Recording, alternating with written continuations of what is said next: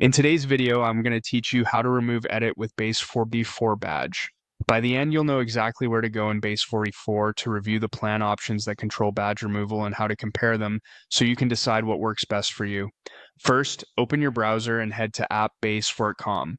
If you're not already signed in, the site may prompt you to log in before you can continue. This is the home base for your account settings and billing, which is where the badge options live.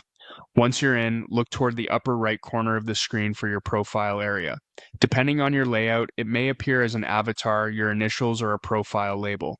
Click on Profile on the right side to open your account menu. This is the quickest way to reach the controls tied to your subscription and features like the badge. In the menu that appears, click Upgrade Your Plan. This takes you straight to the billing page. A quick tip here. If you don't see the upgrade option, you may be on a limited permission account or a shared workspace where only admins can manage billing. In that case, you'll need someone with billing access to follow these steps. On the billing page, you'll see the available plan tiers laid out. Click on Elite first. Opening the Elite plan lets you view the full list of included features. You're looking for references to branding controls or remove Base44 badge in the feature list. Take a moment to note whether badge removal is included on this tier.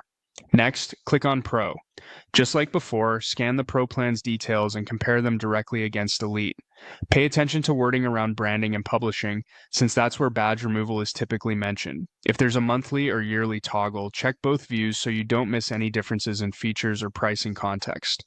Then, click on Builder. Review its feature list the same way. If you're managing multiple sites or projects, consider whether the plan's limits match your needs while you evaluate badge removal so you won't have to revisit this decision later. Finally, click on Starter.